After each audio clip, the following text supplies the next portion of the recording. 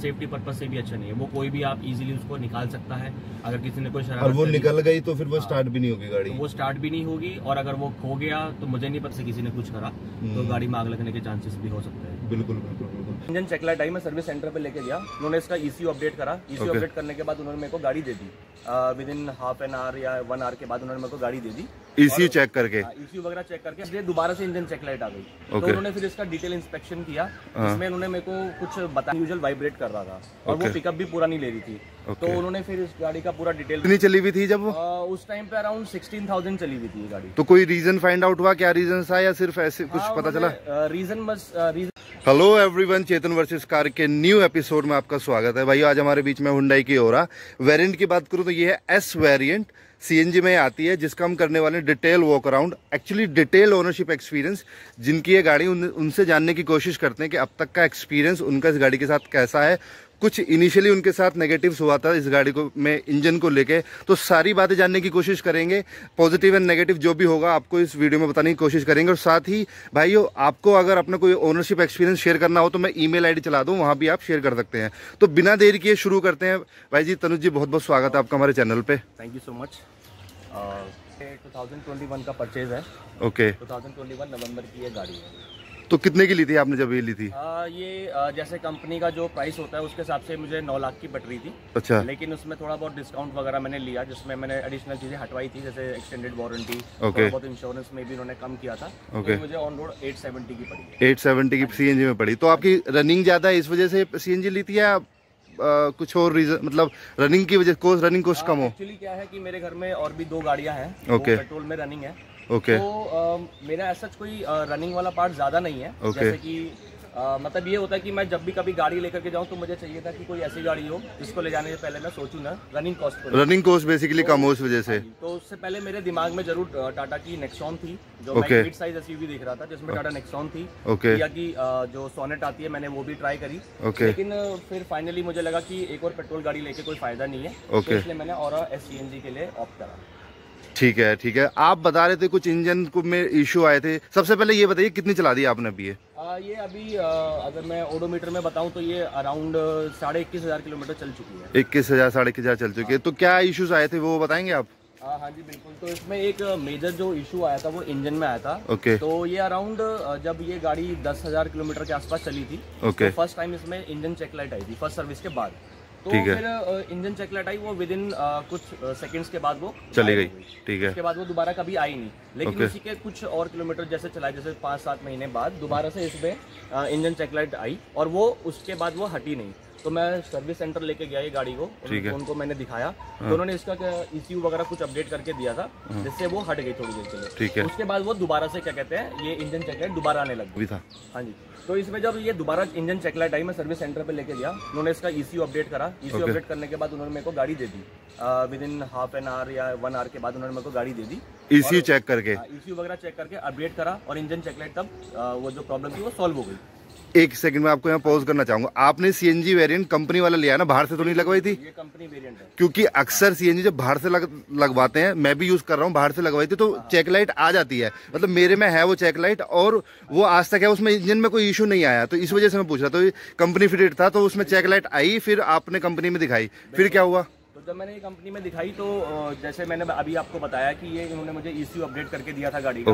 लेकिन उसके next day दोबारा से इंजन चेक लाइट आ गई। तो उन्होंने फिर इसका डिटेल इंस्पेक्शन किया, जिसमें उन्होंने मेरे को कुछ बताया था, मेरे को ज्यादा टेक्निकल टर्म्स नहीं पता। उन्होंने मुझे बताया कि जो 3rd नंबर का सिलेंडर है राइट से, उसमें कंप्रेशन ठीक नहीं बन रहा है, जिसकी वजह से गाड़ी का जो इंजन है वो अनयूजुअल वाइब्रेट कर रहा था और वो पिकअप भी पूरा नहीं ले रही थी। तो उन्होंने फिर इस गाड़ी का पूरा डिटेल रिव्यू करा इंजन का, देखा कि क्या प्रॉब्लम है। तो उन्होंने फिर इसका अप्रूवल भेजा Hyundai को, आगे फॉरवर्ड किया। और फॉरवर्ड करने के बाद उन्होंने बोला कि आपका जो इंजन है वो ओवरहॉल होगा। वो मिनी ओवरहॉल था या टोटल ओवरहॉल था, ये मुझे एक्चुअली नहीं पता। लेकिन मेरे हिसाब से मिनी ओवरहॉल था, क्योंकि कहते थे हेड खोलेंगे, हेड में वो कंप्रेशन की रिंग्स वगैरह वो चेंज, हेड गैस्केट खुला था, मतलब इसका हेड खुला था इसका। कितनी चली हुई थी जब वो?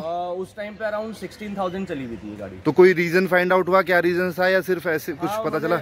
रीजन उन्होंने बस मुझे यही बताया कि इसका जो सिलेंडर नंबर 3 है, उसमें कंप्रेशन ठीक नहीं बन रहा है, है जितना होना चाहिए। ओके। जिसकी वजह से गाड़ी का जो फ्यूल बर्न होता है वो ढंग से नहीं हो पा रहा है, और जिसकी वजह से इंजन में वाइब्रेशन भी हो रही है, गाड़ी में पिकअप भी नहीं आ रही, और इंजन चेक लाइट भी आ रही है। तो फिर वो उन्होंने पूरा सही करके दिया? वो पूरा सॉल्व करके दिया उन्होंने मुझे। अराउंड 1 वीक के अराउंड ये सर्विस सेंटर पे गाड़ी खड़ी थी। ओके। उन्होंने सब कुछ किया, सारी चीजें मुझे बताई, जैसे पूरा अप्रूवल भी लिया फाइनली कि हम ये मतलब इसमें ये प्रोसीजर करने वाले हैं। Okay okay. तो अप्रूवल लिया, अब मेरे पास कोई ऑप्शन नहीं था, मैंने उनको अप्रूवल देना ही पड़ा। एग्जैक्टली। तो चार्ज भी हुए, कुछ चार्ज भी किया उन्होंने इस चीज का, या फ्री था वो सब? इंजन वारंटी फ्री होगी ना वो तो? हाँ जी, तो ये अभी वारंटी में है। ओके।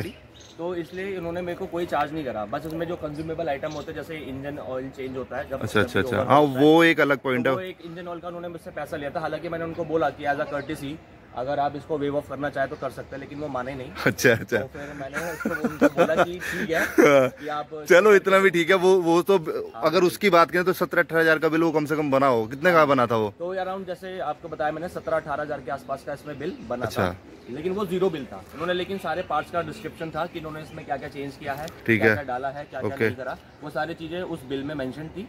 वो मेंशन होने के बाद फिर मेरे को उन्होंने फाइनल बिल दिया जिसमें मेरा इंजन ऑयल का पैसा लगा।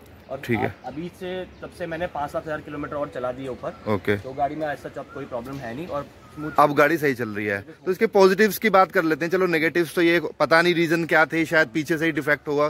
कभी कभी हो जाता है, एक 100 में से एक या फिर 1000 में से एक ऐसे इंजन हो जाते हैं कि चलो कोई नेगेटिव्स आ गया। वो तो उससे अलग क्या क्या नेगेटिव्स है ये बताइए सर पहले। तो सबसे पहले तो मैं ये बताना चाहूंगा कि मैंने भी इनसे बोली थी कि इतनी जल्दी इसमें ये प्रॉब्लम आ गई है। तो उन्होंने भी जैसा आपने बोला कि 1000 में से एक गाड़ी होती है, तो उन्होंने भी मुझे सेम चीज बोली थी। ओके। कि सर ये गाड़ी कम मतलब 1000 में 1 यूनिट में प्रॉब्लम आ सकती है ये। ओके। और गाड़ी वारंटी में है, या वारंटी कंपनी इसलिए देती है अगर कोई डिफेक्ट है तो आप उसको सही करा लो। तो वो बात ठीक है, लेकिन एज अ कंज्यूमर मैंने अगर इसमें 9 लाख रुपए डाले हैं तो हाँ, कहीं ना कहीं थोड़ा सा दिल दुखता है कि यार मेरे साथ ही ऐसा क्यों हुआ। तो उसके बाद अगर मैं ठीक है, दूसरा नेगेटिव इसमें जो इसकी हेडलाइट है, हेडलैम्प्स का थ्रो है का, वो हाईवे के लिए तो बिल्कुल भी नहीं है। अच्छा नहीं है? बिल्कुल भी अच्छा नहीं है। मैं सोच भी रहा था इसको अपग्रेड कराऊंगा, लेकिन ठीक है, वो बाद में। ओके। और उसके बाद अगर मैं कुछ और नेगेटिव्स देखूं, थोड़े बहुत नेगेटिव्स आते रहते हैं। ओके।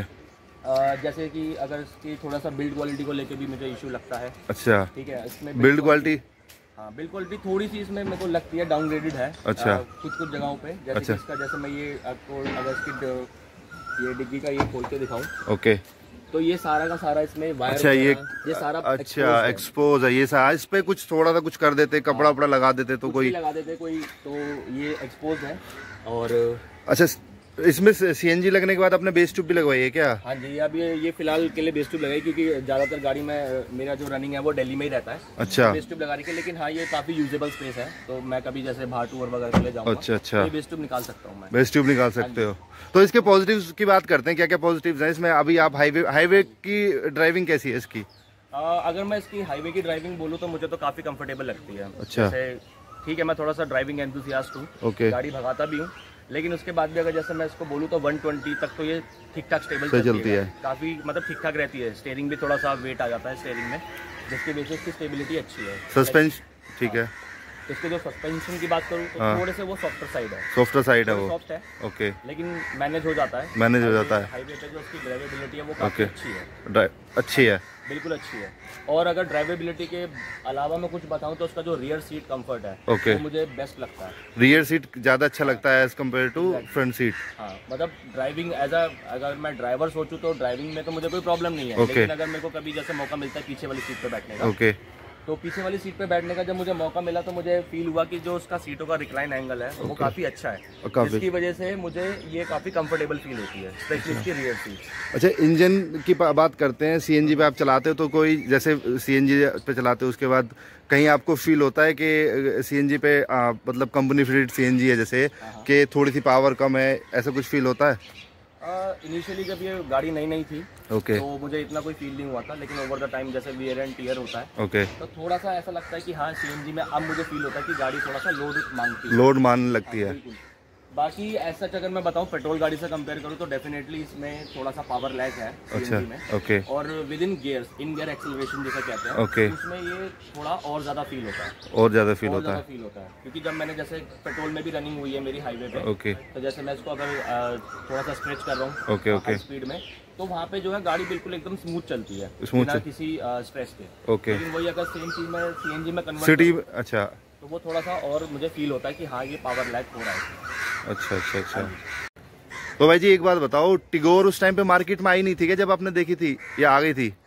एक्चुअली मैंने सोचा था कि कोई सीएनजी में कोई अदर ऑप्शन अवेलेबल हो। ओके। लेकिन टिगोर और टियागो जैसे लॉन्च करने वाले थे ये, अच्छा, तो उस टाइम पे वो अवेलेबल नहीं थी, मतलब उसका रूमर आया था कि अच्छा, वो लॉन्च हो सकती है तब तक मार्केट में, लेकिन थी नहीं वो। बिल्कुल, तो वो लॉन्च होने का बस एक रूमर था, वो पता भी नहीं था किस डेट पे लॉन्च होगी, जो मैं बुकिंग भी करा ली। तो बेसिकली आप एक ऐसी गाड़ी देख रहे थे जो सिडैन भी हो, जिसमें सीएनजी हो, कंपनी फिटेड हो, तो आपको यही एक ऐसी गाड़ी थी जो कंपनी फिटेड सीएनजी में मिल पा रही थी सिडैन में। ये सारे मेरे जितने भी चेक पॉइंट्स थे उसको चेक कर रही थी, सारे चेक कर रही थी। मुझे थोड़ा सा इसमें बूट स्पेस भी चाहिए था। बूट स्पेस भी, सीएनजी लगने के बाद बूट स्पेस छोटी गाड़ियों में बचता नहीं है, हैचबैक गाड़ियों में, तो वो इसमें एक हेल्पफुल हो जाता है।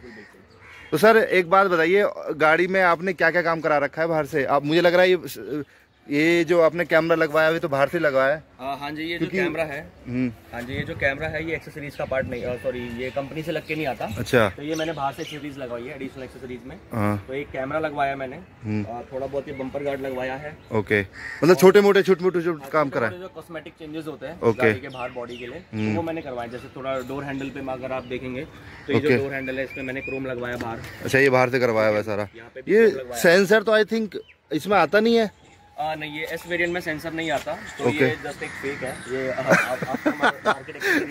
मुझे देख के मैं यही कंफ्यूज हुआ कि यार इसमें आता तो है नहीं, पर ये देखने में लग रहा है ये ऐसे कैसे पॉसिबल है। सेंसर नहीं आता, इसमें सिर्फ रिमोट लॉकिंग मिलती है। ओके, ठीक है, और चारों में सेंट्रल लॉकिंग है।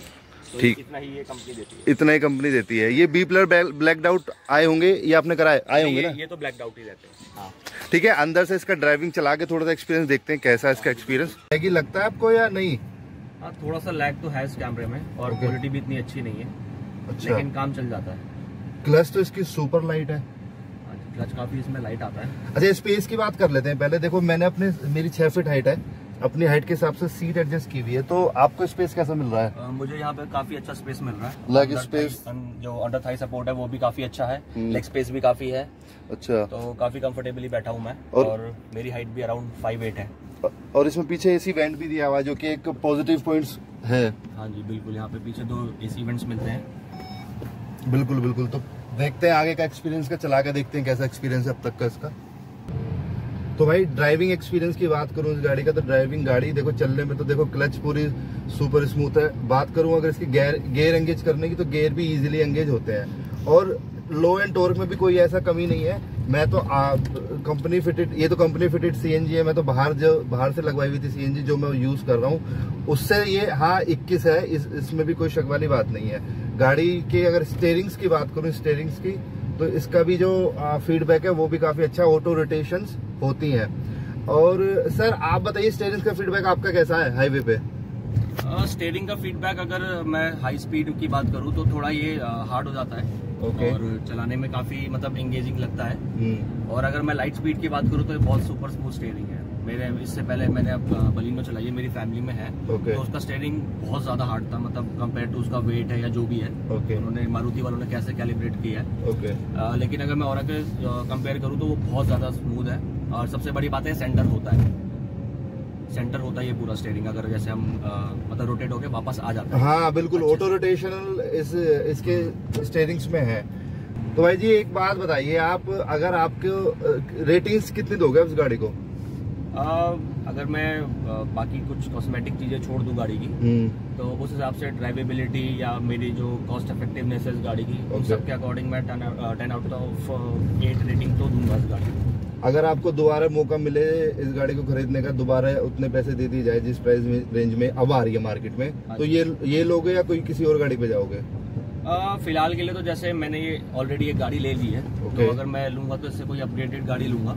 लेकिन अगर मैं रिकमेंड करना चाहूँ कि अगर कोई मेरा फ्रेंड या कोई आपका कोई व्यूअर अगर इस गाड़ी को लेना चाहता है, तो वो डेफिनेटली लेकर के इस गाड़ी को आ सकता है। नहीं, जैसे अब तो टिगोर भी मार्केट में है, जैसे 4 स्टार रेटिंग के साथ आती है, तो उसकी तरफ ध्यान नहीं जाएगा आपका?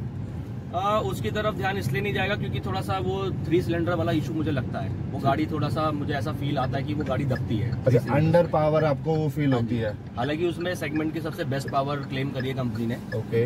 लेकिन स्टिल मुझे ऐसा लगता है कि 3 सिलेंडर्स का जो एक डीमेरिट है वो हमेशा रहता ही है गाड़ी में। मतलब आप ये कहना चाह रहे हो कि जो एक इंजन नॉइज होती है उसमें एक इंजन नॉइज भी हम कह सकते हैं, केबिन नॉइज बेसिकली, जो फील होती है वो एक आपको नेगेटिव लगता है। बिल्कुल बिल्कुल, क्योंकि मैंने एक चला रखी है, हालांकि वो पेट्रोल में चलाई थी, एल्ट्रॉस चलाई है, और हालांकि इनका टाटा का जो इंजन लाइनअप है ऑलमोस्ट सेम है हर जगह। तो उस हिसाब से अगर मैं कंपेयर करूँ तो ये बहुत स्मूथ है। सीएनजी में भी ज्यादा ही स्मूथ है कुछ। हालांकि पेट्रोल में चलाऊंगा तो और भी ज्यादा स्मूथ हो जाएगी, लेकिन कंपैरेटिवली अगर मैं देखूं तो टाटा के इंजन और हुंडई के इंजन काफी रिफाइंड है। वैसे देखो, मैं भी इसको एक लो गियर पे खींच रहा हूँ तो गाड़ी बिल्कुल ऐसा बिल्कुल भी लोड नहीं मान रही। 4 जने गाड़ी के अंदर बैठे हुए हैं, एसी भी स्टार्ट है, बट गाड़ी कोई लोड नहीं मान रही है। अच्छा पिकअप आ रहा है गाड़ी के अंदर। देखो अभी दूसरे गियर में मैं उठा रहा हूँ, 4 जने बैठे हुए हैं, तो मतलब अगर बात करूं राइडिंग की तो राइडिंग में गाड़ी बहुत सही है, बहुत अच्छा एक्सपीरियंस मुझे दे रही है। अगर मैं इसके एसी की परफॉर्मेंस की बात करूं तो बाहर अभी हम अप्रैल के महीने में दोपहर के 2 बज रहे हैं ऑलमोस्ट, और 36 डिग्री टेम्परेचर आसपास है बाहर का। लेकिन अगर हम अंदर की बात करें तो अंदर एसी की परफॉर्मेंस में कोई कमी नहीं लग रही है, बहुत अच्छी कूलिंग है। पीछे कूलिंग कैसी है?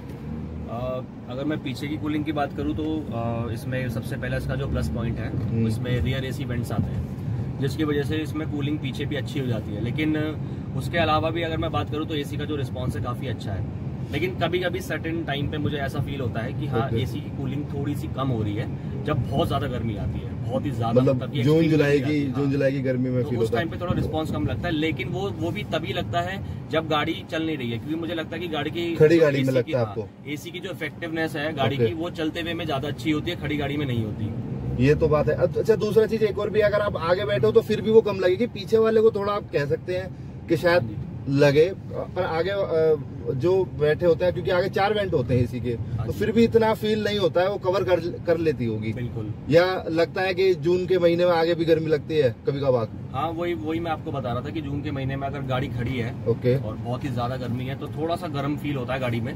लेकिन वही है, जब चलती है गाड़ी, स्पीड गेन कर लेती है कुछ टाइम बाद, तो उस टाइम के बाद से फिर जो इफेक्टिवनेस है गाड़ी की वो और अच्छी हो जाती है एसी की।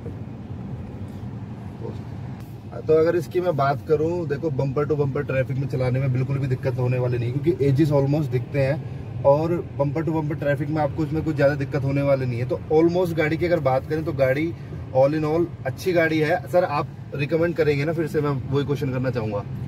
बिल्कुल, इस गाड़ी को मैं 100% रिकमेंड करूंगा। अच्छा। क्योंकि जो इसका अगर मेन कॉम्पिटिटर देखें, अगर मैं टिगोर टाटा की गाड़ी छोड़ दूं तो वो मारुति की आती है। और मारुति की जो डिजायर आ रही है उसमें सबसे बड़ा जो नेगेटिव है, उसमें जो उनकी फ्यूल लिड है वो बाहर की तरफ है, और जो कि बहुत ही चीप लगता है। एक तो आप 9-10 लाख रुपए गाड़ी पे खर्च कर रहे हो, सबसे बड़ी बात है वो बहुत चीप लगता है। और दूसरा, वो सेफ्टी पर्पज से भी अच्छा नहीं है। वो कोई भी आप इजीली उसको निकाल सकता है, अगर किसी ने कोई शरारत, और वो निकल गई तो फिर वो स्टार्ट भी नहीं होगी गाड़ी, तो वो स्टार्ट भी नहीं होगी। और अगर वो खो गया तो मुझे नहीं पता कि वो गाड़ी फिर सीएनजी पे कैसे चलेगी। और सेफ्टी मेजर्स भी देखे तो उसमें बहुत ज्यादा हैम्पर होता है, मतलब बहुत ज्यादा आप स्टेक पे रहता है आपकी लाइफ। अगर कुछ भी बाहर से किसी ने कुछ करा तो गाड़ी में आग लगने के चांसेस भी हो सकते हैं। बिल्कुल। तो इसलिए मैं ये ऑरा को ही इस सेगमेंट में थोड़ा बेस्ट मानता हूँ। बाकी सेफ्टी अगर आपको प्रायोरिटी है तो मैं डेफिनेटली बोलूंगा कि आप टिगोर की तरफ जा सकते हैं। बिल्कुल। और एक बात और भी है, आप अगर इस गाड़ी की बात करें तो आप इस गाड़ी को आराम से 2-2.5 लाख चला दोगे ना, कोई दिक्कत देने वाली नहीं है, क्योंकि गाड़ियों के इंजन्स जो बहुत अच्छे हैं। और अगर मैं बात करूं इसके जो फीचर्स है वो ज्यादा एक्सप्लेन इसलिए नहीं करे हैं क्योंकि रीजन है उसका कि नया वाला फेसलिफ्ट आ चुका है, और इस वजह से इसके जो जितने भी फीचर्स हैं वो मैंने नहीं बताए। अगर वो आपको देखने फीचर्स जो भी, तो उसके लिए आप मेरे चैनल पे जा सकते हो। मैंने न्यू ओरा जो आई है फेसलिफ्ट जो है उसका वीडियो डाला हुआ है। तो guys, thank you so much for watching this video. जय श्री राम।